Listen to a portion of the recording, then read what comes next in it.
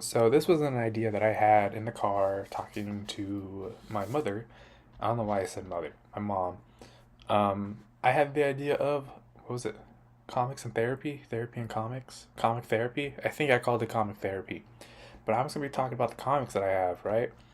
But I also know I won't be able to talk about comics the entire time. That's just because of who I am. I'm gonna get sidetracked with everything that's around me and everything that's going on in my brain. So this is kind of new.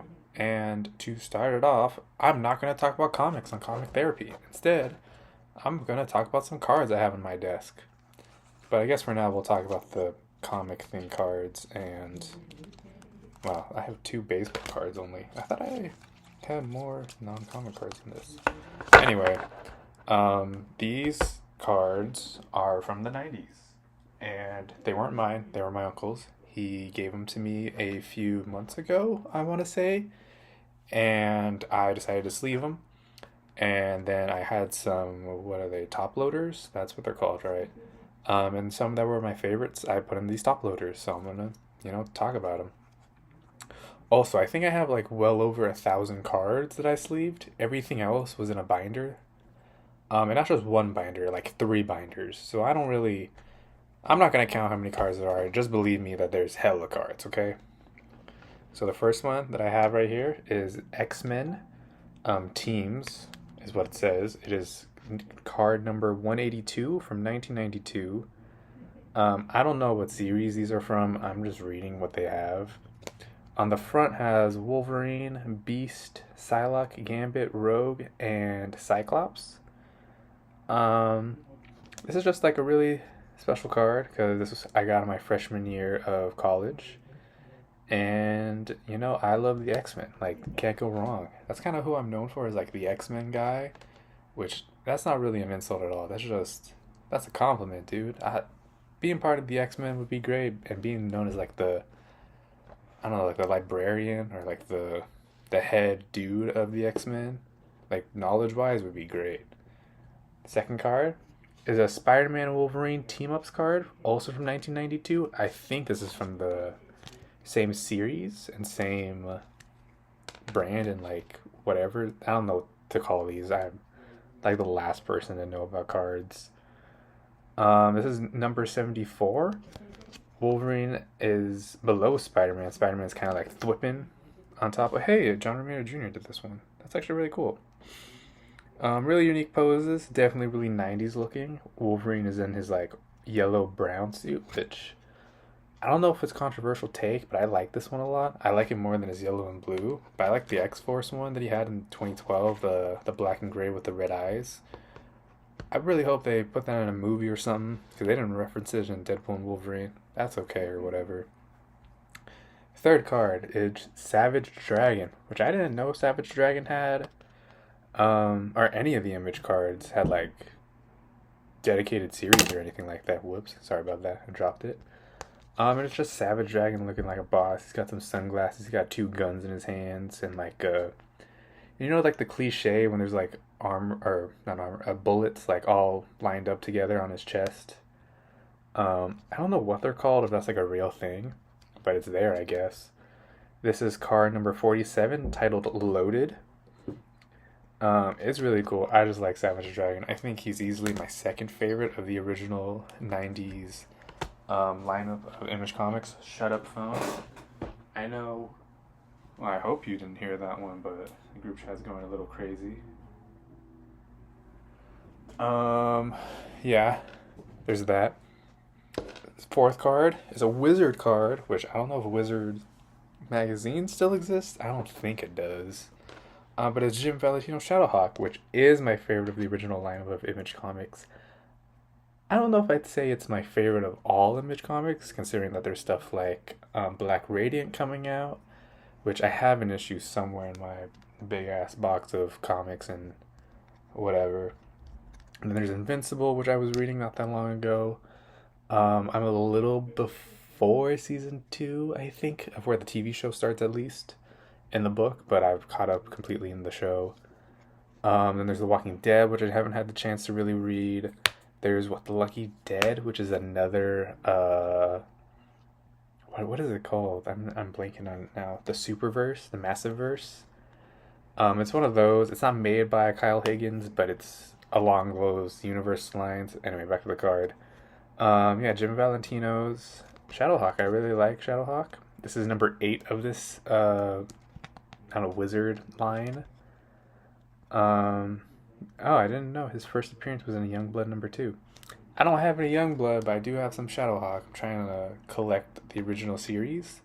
And maybe if I can, I'll try and collect the Silver Age stuff. I don't really care for like the young kid who becomes Shadowhawk. I like the original dude. Is his name on here? Oh, this is before he's like they find out who he is. That's actually really cool. I'm not gonna spoil that. Also because I can't remember and I'm not gonna try and go through all my boxes of comics to try and find it. Number 5, back to Marvel superheroes. It's Marvel Girl. She has like a weird red and like yellow suit, which I had never seen before. This is definitely well before my time. This is in the 1990 series of Marvel cards. Again, I don't know the names, and I really don't care to learn them right now. It doesn't say where she got this suit or like what issue it appeared in, but it has her first appearance, Arch Enemies, which she labels as the Goblin Queen, Magneto, and Apocalypse. That makes sense. Goblin Queen being what Madeline Pryor, her clone from Mr. Sinister, is doing, I think. I only know that because of X-Men 97. I'm not going to claim to know that from the comics.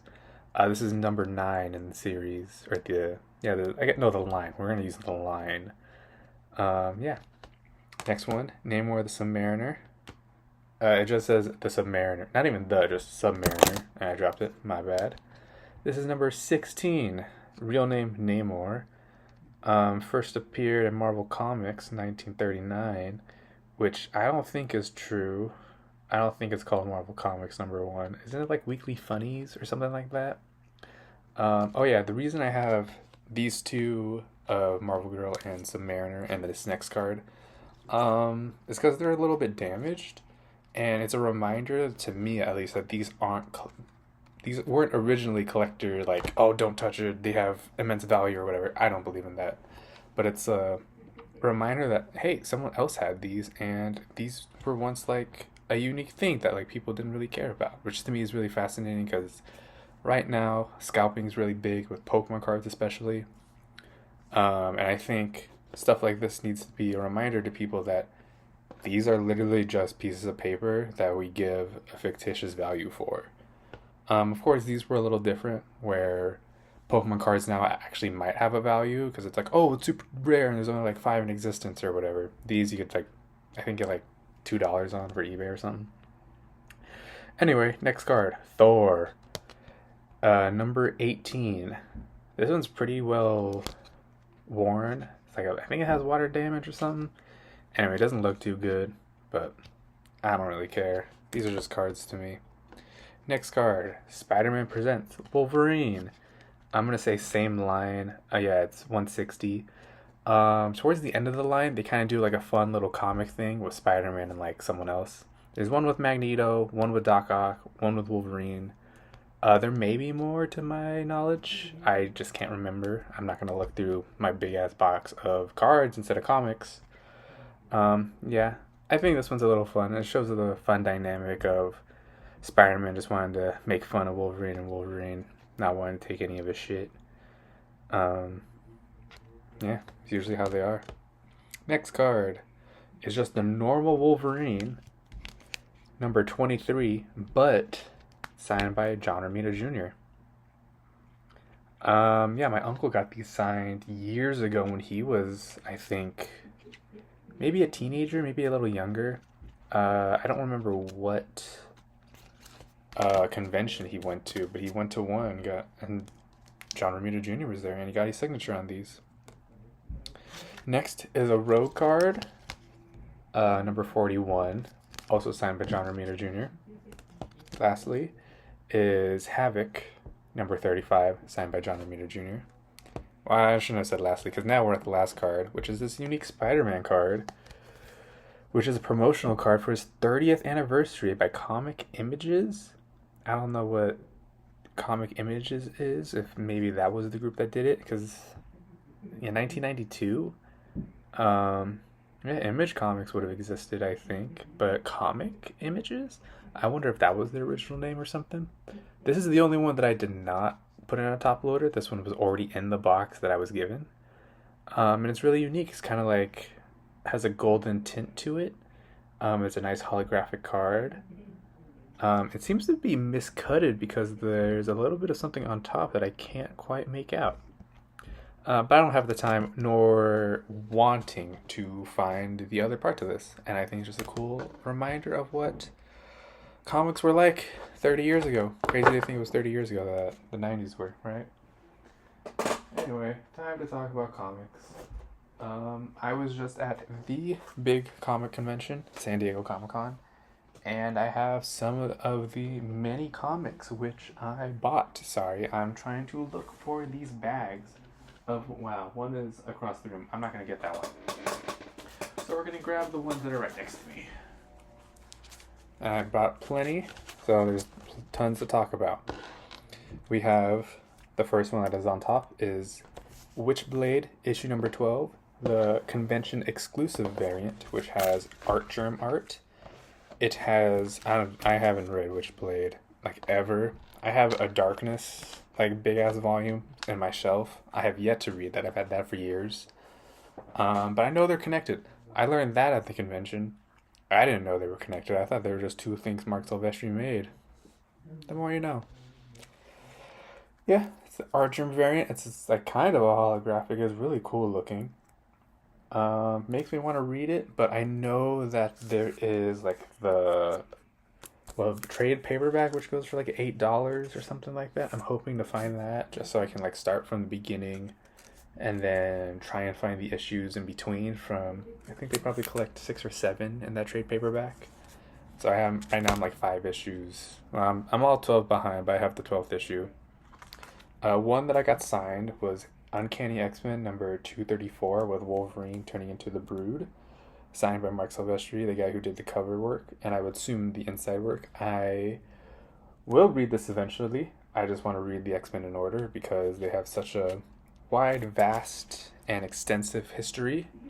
Probably one of the longest running titles in Marvel history, maybe even comic. I won't say comic history, just because like Action Comics, DC, or Detective Comics are still going on. Crazy to think about. And there's like manga with One Piece going on for 1,000 issues and have only been in existence for like 30 years. Anyway, he did a cool little thing where he matched the signature to the color of the book.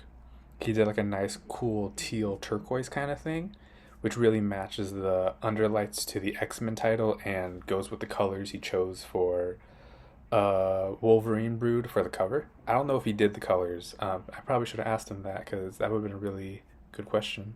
I always think about why these colors were done, like specifically these, because at the time, I wouldn't say this is what like normal covers looked like. In my mind, I have a very like bright, I won't say bland look to them, but they have a very distinct look and feel to them, and this does not quite match that. Next is issue 13 of Phoenix, done by Michael Cho, which is the Enter Cable, but is he a friend or foe? I'm pretty sure which is in reference to his original appearance in whatever issue that may be. I do not know and do not care to know right now. But it was done by Michael Cho and written by Stephanie Phillips. I have it signed by both really nice people. Cho's was free, Stephanie's was $5. I really like this cover. I think it's very unique and does a pretty good job of mimicking Jack Kirby's style, but also still having the style of which Cho usually has. He was also talking about how he doesn't always do the coloring for his work, but I believe he did do it for this. He did one comic way long ago, that was just him, and he also did the colors for that. He said he wouldn't do it again because he's very picky about how he does it and what he's wanting to do. He's always like reiterating it. Next one is issue 6 of Phoenix. I got this when it had come out way back when. Also signed by Stephanie Phillips. This one is a variant comic, but does not have the signature of who did it, sadly. Maybe in another comic therapy, I'll get back to you on this one, but it's lovely. Um, has Jean Grey, and it's only Jean Grey, and in the background is kind of like the Phoenix Force powers, where it's all fiery. It's very beautiful looking. It has kind of like a, I would say like a wall painting kind of like feel to it. I don't know what would be the right way to describe it, but it's one of the most amazing covers to look at. Next is Phoenix number one. Yeah, I'm kind of a fan of this Phoenix run. But this very issue is kind of the one to bring me to start buying issues. Maybe not every week, but I think I was going like once a month because I started getting on the pull list for my local comic shop. This one is done by, I don't know if it's AKA or AKA. I would assume AKA. And it has Phoenix in the background, but like kind of like pointing towards the reader. And this one's also just like, I remember seeing this on the shelf. I'm like, whoa, this is what comics are like. These are what the covers are gonna be. And it's the one that started my love for collecting comics right now. Next is X-Men variant issue, X-Men number 3, a variant by David Nakayama. Um, is just amazing. I love his work. I love the way he renders it because it looks very like poppy, but it looks very also like soft and rubbery kind of. I don't know how to quite explain it, but everything he does is has this like nice shine to it that just makes it look like a real kind of like glossy figure to them. And this one's really nice. It's all done in like a yellow, kind of like a brownish black kind of.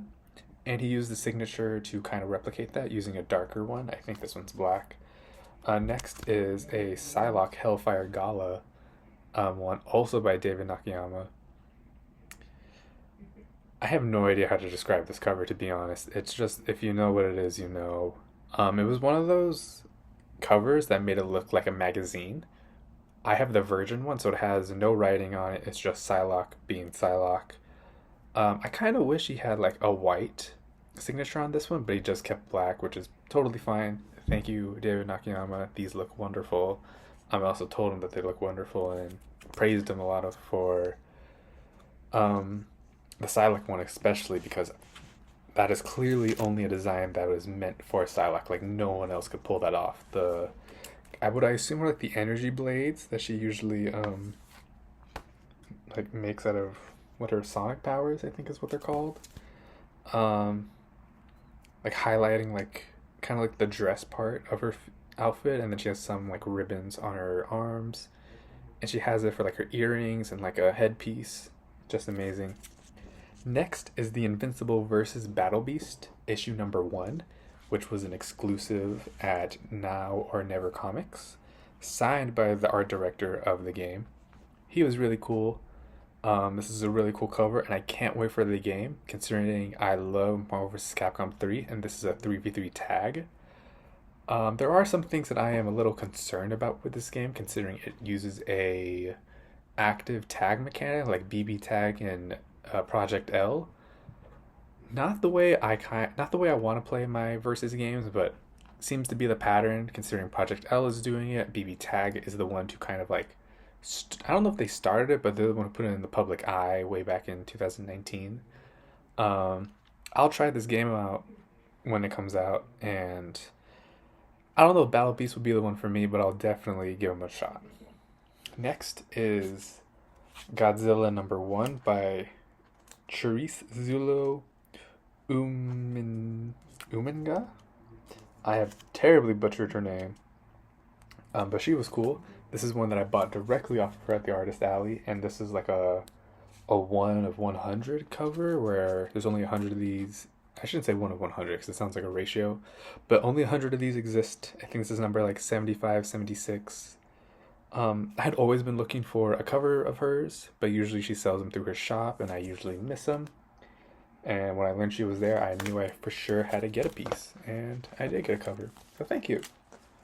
These are just the ones that were signed that were right next to me. Let me grab the other bag of stuff. I forget what's in this one, but they're kind of themed. And what I mean by that is one bag had all the signings, another one had just everything else. So let's go for it. Yeah, they're all in a bag, so you're gonna hear the wrinkles of that. I have a Tamagotchi Paradise episode 0. This came from the Tamagotchi panel. And the reason I was in this panel was because afterwards was a Mattel WWE panel where we were waiting for that, and this was before. It is smart to wait for the panel beforehand because sometimes they get too crowded. And there were plenty of people in the Tamagotchi panel who were wearing like John Cena stuff. One person was dressed as the Fiend. You could clearly tell, sadly, not a lot of people there for Tamagotchi, but in fact, we're there for WWE. Next is a Miles Morales Spider-Man issue number 8, the Hellfire Gala variant. He's upside down in this very nice purple and red suit, and he's got some sick-ass glasses. Overall, first, I'm trying to collect as many Hellfire Gala variants as I can, just because I love the idea of these characters dressing up for an event and looking all stylish. I'm not one for fashion. I dress up the same every day of a t-shirt and shorts and maybe now a hat. It's fine with me. That's just how I like to be. But seeing these characters dress up in these unique styles is so amazing. So I have the Psylocke one that I talked about earlier. I have a few others which are not in these bags. But anyways, so Miles Morales is in this stylish suit. The spider symbol, as all spider people tend to have, is incorporated into this, which I think is really nice. It still keeps the nice red. It's got like some purple highlights. He has some like kind of funky shoes now that I'm looking at them, kind of like boxer shoes where the laces go up to like the shin, but they kind of have like a sneakers type feel when you're looking at the soles. If I were to give this a rating, I'd give this a solid 8, solid 9 out of 10.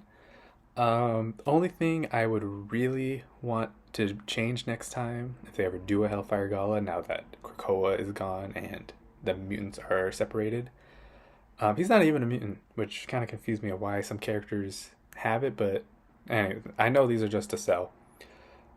His head shows. What I mean by that is his face mask only goes to like his nose. His glasses cover his eyes, but then like his forehead up is just his forehead and hair, which is kind of weird looking. In retrospect, I kind of wish that they didn't do that. I do not know who did the art for this. Their signatures at the bottom, but it's kind of hard to read right now, so that's one I'll have to get back on if I remember. And he's hanging upside down. Great detail. Shows that he's a spider person. The next one, is Fantastic Four number 9 with Iceman Hellfire Gala variant. I don't know what the deal was of putting characters on different like covers, because Iceman has nothing to do with the Fantastic Four, or maybe he does in this series. I just have to read it. This one, to my knowledge, is not even signed, so I don't even know who did it. But Iceman is in a very cool toned blue suit and looks like made a car out of ice. Maybe it's melting a little bit at the bottom because there's like some water details there.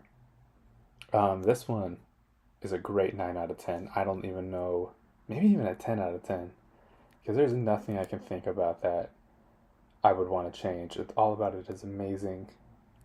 It's fantastic. Fantastic Four, fantastic.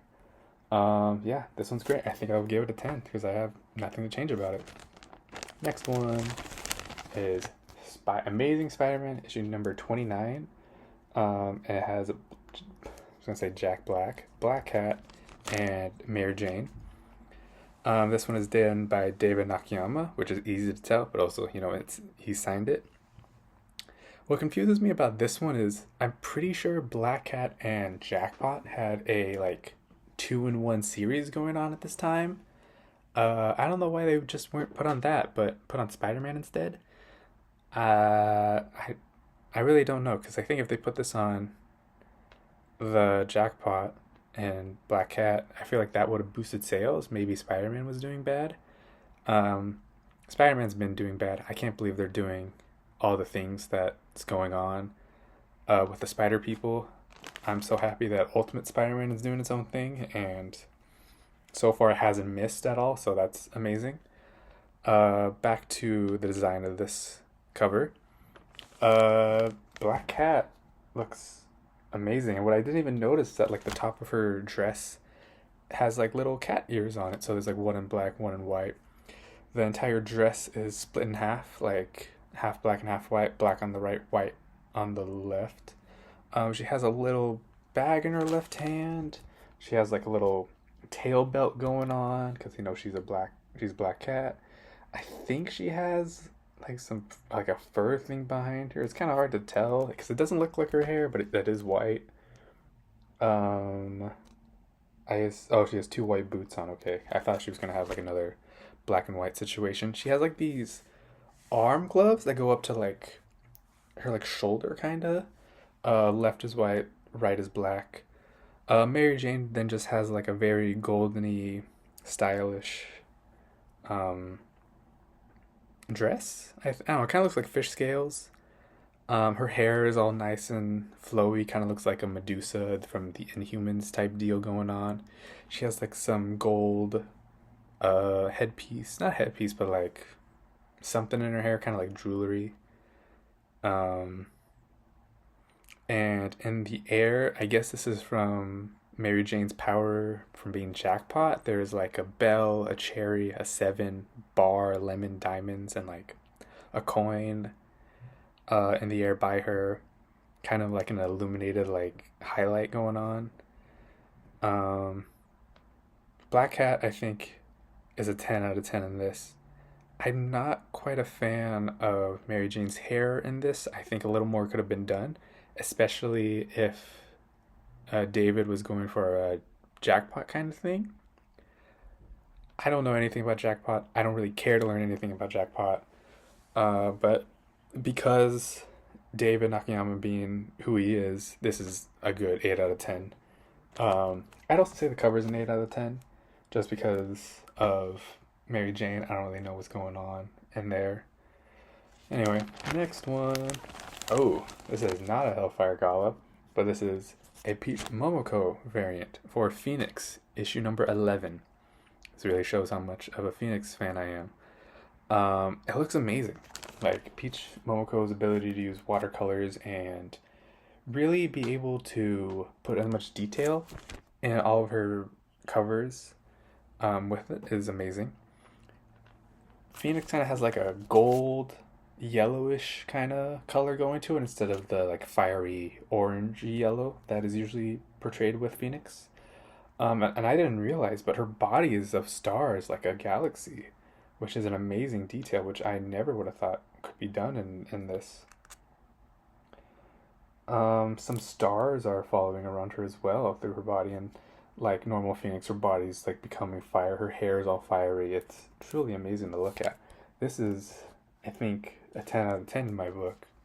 A lot of the covers I buy, I think, are the best of the best, and that's why I would buy them. So I wouldn't say that I'm giving unbiased ratings towards these because I'm only buying my favorite artists. But my favorite artists only make some of the best variants out there. Next is a Jeff the Landshark issue number 2 done by Rian Gonzalez. I would say my favorite variant cover artist out there. Also like a very kind of watercolory. I think she uses like what is it, gouache? I don't know how to pronounce it, but it's a very like pencily but also painted look.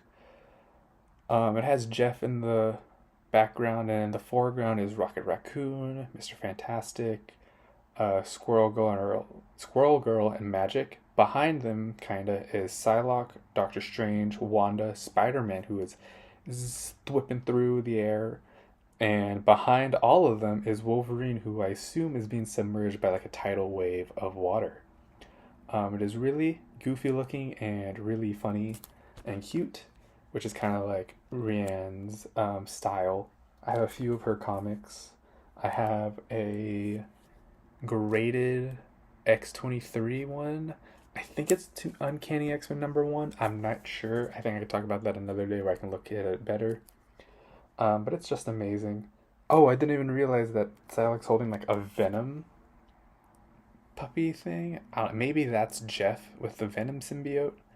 I'm not quite sure, but other than that, it looks like a Tsum Tsum. If you remember what those are, they're like the Disney like little bear things that they used to have. Do they still have those? Is that like a thing anymore? I don't know. And lastly, in this bag is a Marvel swimsuit issue number one variant by Terry Dotson. Is that his name? I don't remember. But it has Black Cat and Luke Cage on the cover. They are riding a wave and surfboarding, And Luke Cage is doing the like, I don't even know what it is, like rock on but not quiet. He's just doing like the yeah, as surfers do. This is another great cover. I think this one's like an 8 out of 10. Not quite a 9, but not quite a 10. It's great to look at. It's great to have. But I won't say it's quite perfect. This one I was just curious to have because I know in the 90s they also did the like swimsuit pinups. And I was like, oh, they're bringing it back. So, might as well get this one. So this is only half of the comics that I bought. Not a single one I regret buying. These are all great.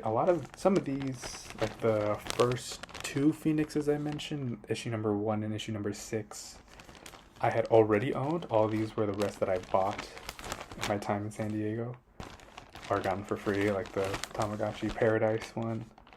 These were a great thing to have, and I'm so happy I can add these to my collection. I think that's all I have for now. Yes, a good 30 minutes of stuff. I'm gonna drink some water real quick. I would say this is pretty successful. I don't have a script or anything. I kind of just wanted to talk about with the things that are around me. Maybe one day I'll talk about the posters I have or the posters I don't have. Yeah, I don't know how to end these things. It's kind of just like a whatever going on. I also have my entire book of, or shelves of comic book trade paperbacks that one day I'll read. There's like 2 or 3 of them I can't read because they're in Spanish. I can't speak Spanish fluently, so I definitely can't read it fluently. Yeah, that's everything. This is comic therapy. Test 1 or episode 1. I don't really know. Thanks.